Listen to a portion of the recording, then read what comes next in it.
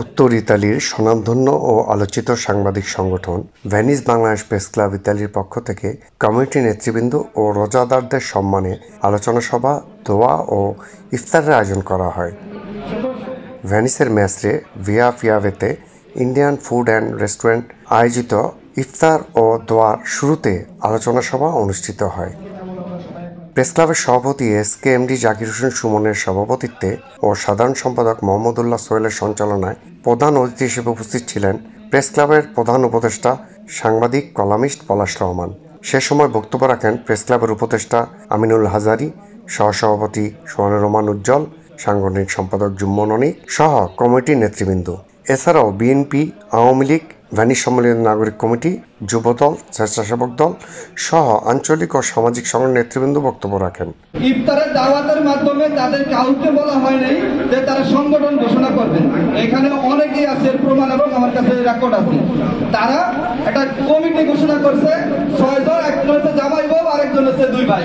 এই মিলে একটি কমিটি ঘোষণা করছেন, একটা অবৈধ কমিটি ঘোষণা করছেন। আপনারা, আমি আশা করি যে আপনারা সকলে এই কমিটিকে প্রত্যাখ্যান করবেন। আজকে যেমন এক টেবিলে আমরা সব দলের লোকজন এই জায়গায় দাঁড়ায় আছি।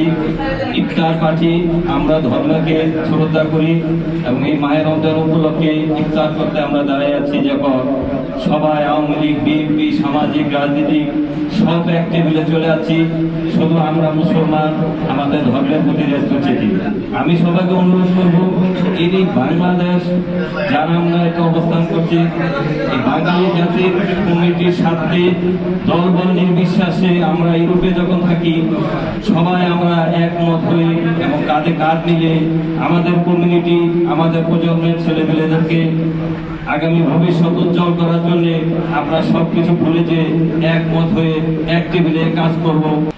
আলোচনা শেষে বাংলাদেশের সহ বিশ্বে শান্তি প্রতিষ্ঠা ও সকল মুসলিম উম্মা ও কবরবাসীর জন্য দোয়া করা হয়। সে সময় দোয়া পরিচালনা করেন হাফেজ আব্দুস সালাম। বক্তারা এমন একটি আয়োজনের মধ্য দিয়ে ভেদাভেদ ভুলে সকলকে একসাথে উপস্থিত করানোর জন্য ভেনিস বাংলাদেশ প্রেস ক্লাব ইতালির নেতৃবৃন্দদেরকে ধন্যবাদ জানান। সেই সাথে ভেনিসে বাংলাদেশ কমিটিকে এগিয়ে নিতে ঐক্যবদ্ধ করতে বিভাজন সৃষ্টিকারীদের কাছ থেকে সতর্ক থাকতে আহ্বান জানান। Zakir Hossain Suman, voice Bangla, Italy.